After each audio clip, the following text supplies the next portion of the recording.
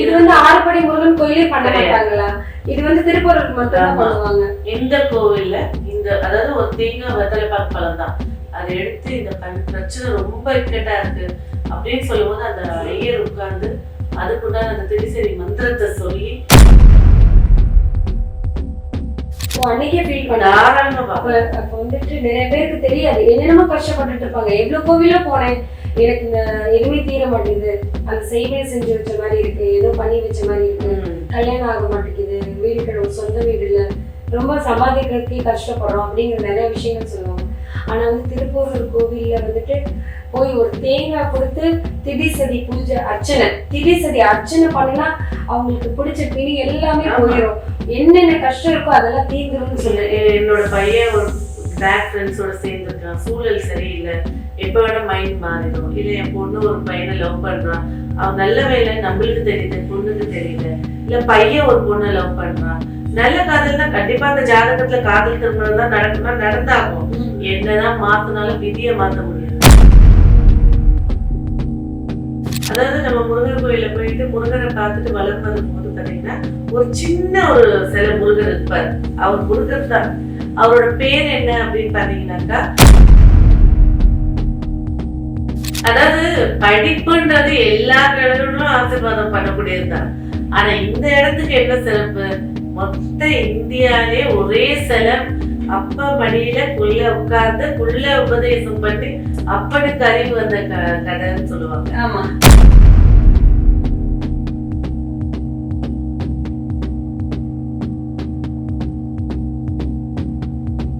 வணக்கம்.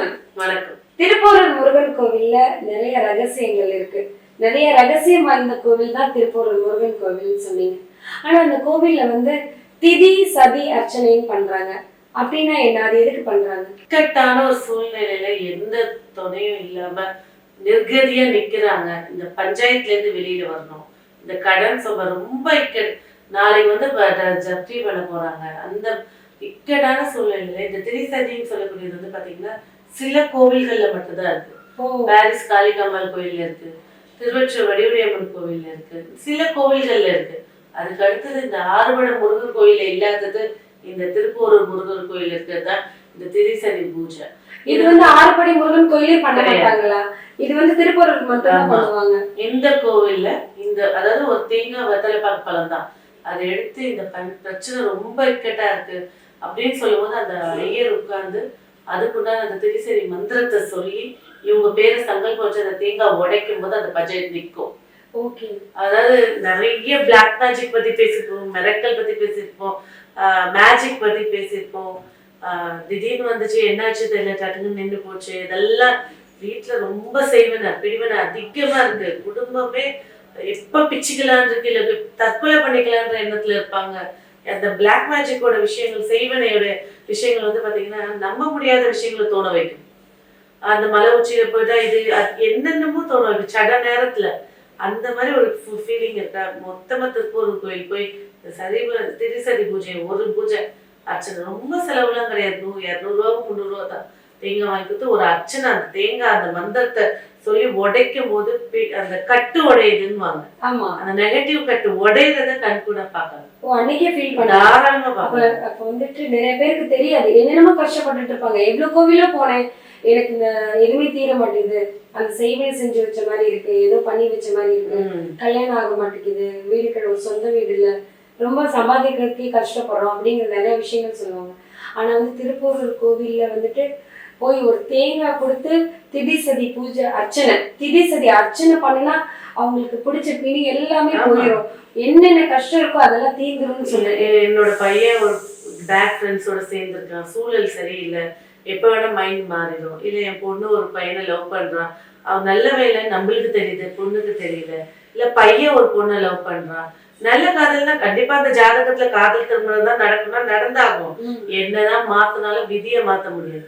இதையும் மீறி இந்த மாதிரி ஒரு அமைப்பு இருக்கு அப்படின்ற பட்சத்துல அந்த திரிசதி பூஜை அந்த பொண்ணையோ பையனையோ இல்ல குழந்தையோ கூட்டு போய் நிக்க வச்சு, இல்ல பிசினஸ்ல வந்து கூட்டு வியாபாரத்துல பஞ்சாயத்துகள் நடக்குது, கூட்டாளி வந்து பிரச்சனையா இருக்கு, பணசதி, கூட்டு போய் அங்க ஒரு அர்ச்சனை பண்ணுங்க. அர்ச்சனை பண்ண 11வது நிமிஷத்துல இருந்து அந்த திருப்பூருடைய அருளை கண் கூட அன்னைக்கே பார்க்கலாம், அர்ச்சனை பண்ண அன்னைக்கே பார்க்கலாம். திதி சதி அர்ச்சனைக்கு அவ்வளவு பவர் இருக்கு. ஆனா உங்களுடைய நம்பிக்கை எவ்வளவு இருக்கு அதுதான் அங்க முக்கியம். கண்டிப்பா சரணாகதியா போய் நிக்கும் போது நிர்கதியா எல்லாம் நீதான் முருகா அப்படின்னு சொல்லி போய் நின்ன சன நேரம் அதை காட்டுவார். திதி சதி அர்ச்சனை பண்ணா என்னென்ன விஷயங்கள் நடக்கும், எப்பேற்பட்ட அருள் அவங்களுக்கு கிடைக்கும் முருகனை பார்க்கும்போது அப்படிங்கிற ஒரு விஷயம் சொல்லியிருந்தீங்க. முருகா அப்படின்னு நிறைய பேர் ஓடுவாங்க, அங்க போனேன் இங்க போனேன், என் பையனுக்கு கல்யாணமே ஆகல, கல்யாண தடை நீங்கவே மாட்டுது, ரொம்ப வயசாயிடுச்சு, எவ்வளவோ பெண்களை பாக்குறோம் ஆனா தடையா வந்துட்டே தான் இருக்கு அப்படின்னு சொல்லுவாங்க. ஆனா திருப்பூர் முருகன் கோவில் போனா திருமண தடை நீங்கிடுது அப்படிங்கிற ஒரு விஷயம் இருக்கு. அதை பத்தி கொஞ்சம் சொல்லுங்க. கண்டிப்பா.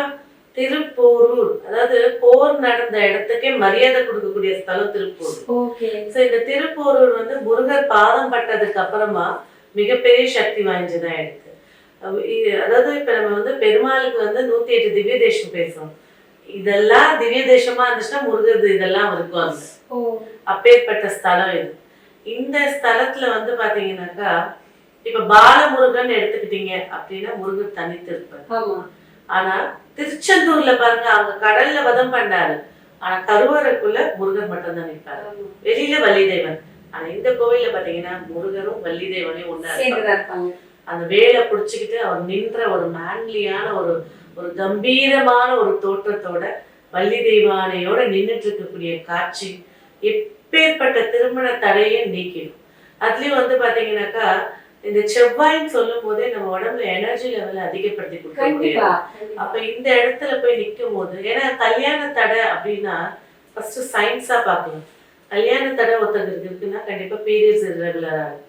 இதே ஜென்ஸா இருந்தா இம்பேலன்ஸ்டா இருக்கும், ஹார்மோன்ஸ் வந்து இம்பேலன்ஸ்டா இருக்கும். இதெல்லாம் தான் எல்லாருமே என்ன செய்யும், செவ்வாய் எங்க இருக்கு, செவ்வாய் எட்டுல இருக்க மாங்கல்ய தோஷம், ஒரே பிளட் குரூப்பா இருந்தாலுமே ஒரே பிளட் குரூப் அப்படி என்ன சொல்லுவாங்கன்னா ஒரே நட்சத்திரத்தை எடுப்பாங்க, ரஜ்ஜி பொருத்தம் பார்ப்பாங்க. நோய் எதிர்ப்பு சக்தி எந்த உடல் உறுப்புல எந்த உடல்ல கம்மியா இருக்கு அப்படிங்கிறத எடுப்பாங்க. ஃபர்ஸ்ட் திங் வந்து கல்யாண தடை இருந்தா இதெல்லாம் உடம்புல இருக்கும் பிரச்சனைங்க. இதெல்லாம் இல்ல அப்படின்னா கல்யாண தடை கண்டிப்பா இல்ல. அங்க ஏதோ கர்மப்படி கொஞ்சம் காலம் தள்ளி நடத்தக்கூடியதுதான் சுட்டி காட்டுமே தவிர ஃபர்ஸ்ட் ஒரு விஷயத்து குழந்தை பிறக்கலன்னு சொல்லிட்டு இருப்பாங்க. குழந்தை பிறக்கல அப்படின்னா உடம்புல கொழுப்பே இருக்காது. ஏன்னா குரு தான் கொழுப்புக்கு காரணம், சதப்பற்றே இருக்காது இல்லையா.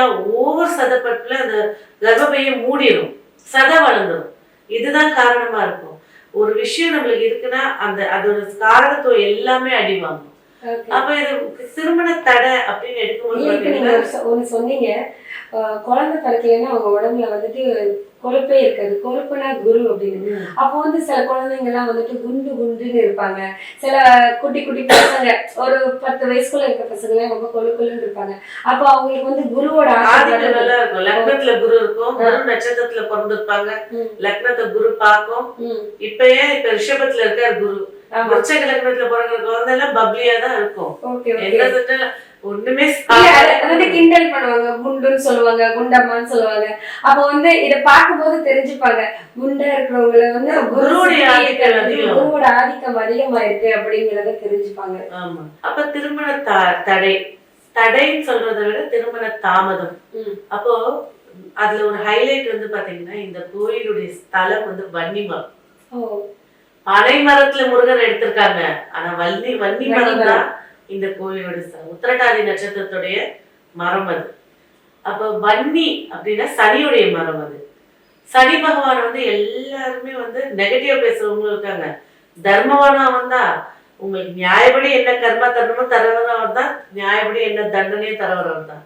ஆனா இந்த சனி பகவான் வந்து ஒரு ஜாதகத்துல 7ஆம் இடத்துல இருந்தா திக்பலம் ஆயிடுவார். கல்யாணத்தை எவ்வளவு தாமதப்படுத்துறாரோ கல்யாண வாழ்க்கை அவ்வளவு ஆனந்தத்தை கொடுக்குறவர் இந்த சனி பகவான். காலபுருஷ லக்னத்துக்கு 7ஆம் இடத்துல சனி உச்சம். ஏன் உச்சம் வச்சாங்க அந்த இடத்துல வந்து பாத்தீங்கன்னா சித்திர சுவாதி விசாகம் 3மே வந்து தேவ நட்சத்திரங்கள். இந்த இடத்துல உட்கார்ந்து இருக்கும் போது பாத்தீங்கன்னாக்கா சனியுடைய நட்சத்திரம் மரமே இங்க இருக்கு. ஒண்ணும் இல்லை, இந்த கோவில்ல வந்து அந்த வன்னி மரத்துக்கு மஞ்சள் குங்குமம் வச்சு ஒரு தீபம் ஏற்றி திருப்பூரூர் முருகரை மனசார பிரார்த்தனை செஞ்சுட்டு போறாங்க. அப்படின்ற பட்சத்துக்கு வந்து பாத்தீங்கன்னா எல்லாருமே வந்து 9 வாரம் 8 வாரம் 11 வாரம் பீரியட்ஸ் வந்துச்சா அப்படியே அந்த வார்த்தை விடுங்க, அடுத்த வாரம் போங்க. இறப்பு செய்தி வந்துச்சா, தீட்டு வந்துச்சா அந்த வாரம் விடுங்க, அப்படியே அடுத்த வாரம் கண்டினியூ பண்ணுங்க. ஒரு விஷயத்த ஏன் வந்து இத்தனை நாட்கள் சொல்றாங்க? ஃபர்ஸ்ட் விஷயம் அவங்க நட்சத்திரம் அந்த அந்த 48 நாளுக்குள்ள வந்துடும். ரெண்டாவது விஷயம், நீ ஒரு பிரார்த்தனை செஞ்சுட்டு இருக்கும்போது நடுவுல ஒரு தடன்னு ஒண்ணு வருதுன்னா, அப்போ ஒரு இறந்துட்டாங்கன்னா, அப்போ ஒரு இறந்தவர்களோட ஆத்மா அங்க நிக்குது. அதான் இவங்களுக்கு திருமண தாமதம். அந்த செய்தியை சொல்றதுதான் இது எல்லாமே. ஒரு கோவிலுக்கு போறோம் உடனே சொல்லுவாங்க, வெளியில போகும்போது விடவை பார்த்துட்டாங்க. ஒரு இறந்த ஆத்மாவுடைய கல்யாணமாகி இறந்த பெண் வந்து இன்னும் சாந்தி அடையாம இருக்கா, அவளுக்கு உண்டான பூஜையை பண்ணுன்னு சொல்லணும். அதுதான், அதாவது ஒரு பூஜை நடந்துகிட்டே இருக்கும்போது நடுவுல என்னென்ன செய்திகள் வந்து அதெல்லாம் உங்களுக்கு அந்த தெய்வம் கொடுக்குற தகவல். அப்ப வந்துட்டு ஒரு விஷயம் நடந்துட்டே இருக்கு, அந்த இடத்துல ஒரு தடை வருது.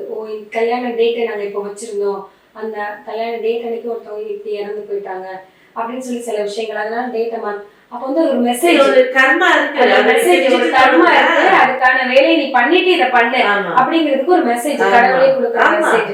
ஒரு வளகாப்பு கூட வைப்பாங்க. ஆனா வந்துட்டு திடீர்னு யாராவது இறந்து போயிடலாம், ஏதோ ஒரு விஷயம், ஒரு ஆக்சிடென்ட் ஆயிடலாம், ஏதோ ஒண்ணு நடக்கும்போது அந்த நாள்ல ஒரு விஷயம் நிக்குது, அதுக்கான கர்மாவை நீ பண்ணிட்டு அந்த விஷயத்த தொடர்ந்து பாருங்க. இப்பவும் கூட்டு குடும்பத்துல பாருங்க, உடனே சொல்லுவாங்க கல்யாணமா ஃபர்ஸ்ட் குல தெய்வத்தை போய் கும்பிட்டுட்டு வா, எல்லா தெய்வத்துல போய் ஒரு பொங்கல் வச்சுட்டு வா, இஷ்ட தெய்வத்துக்கு போய் ஒரு பொங்கல் வச்சுட்டு வா, வீட்டுல இறந்தவங்களுக்கு ஒரு நாள் சாமி கும்பிடுவாங்க பொங்க வச்சு.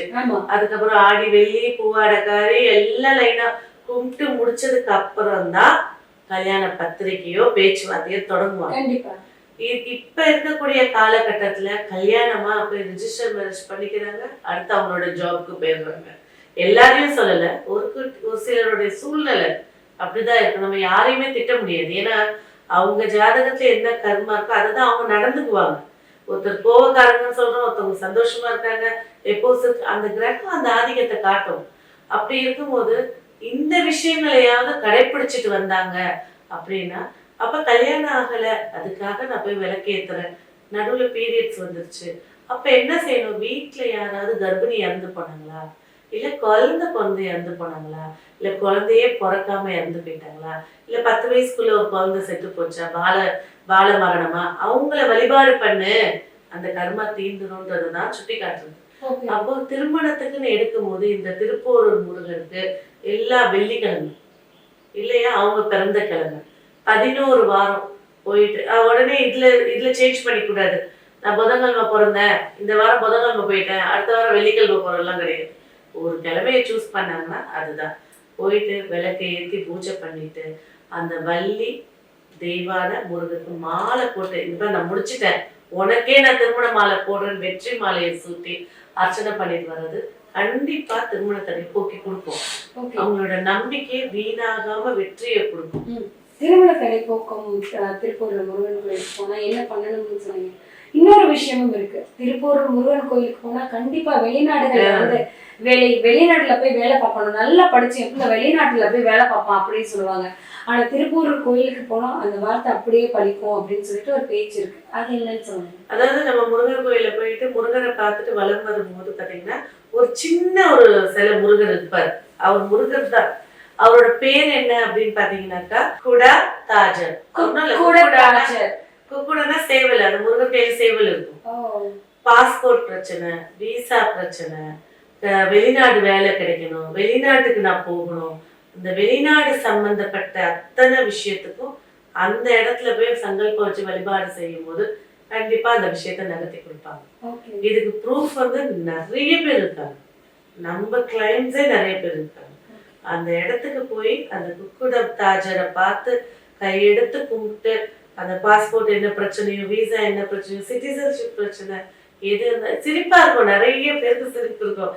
அங்க போயிட்டா கிளம்பிடுமா, வெளிநாடு போயிடுவோமா. ஆனா அந்த இடத்துலயும் அந்த ஒரு சக்தியை வச்சு, அங்க ஒரு எந்திரத்தை வச்சு இந்த விஷயத்துக்கு ஏன்னா ஒரு ஜாதகத்துல கேட்கலையா வெளிநாடு போற யோகம் இருக்காங்க. அப்ப ஜாதகத்தை இந்த நவகிரகத்தை வச்சுதான் பேசிட்டு இருக்கோம். இந்த நவகிரகத்துடைய அதிதேவதை தெய்வங்கள் இருக்கும்போது இதுக்குன்னு சான்றா இருக்கக்கூடிய தெய்வம் எது?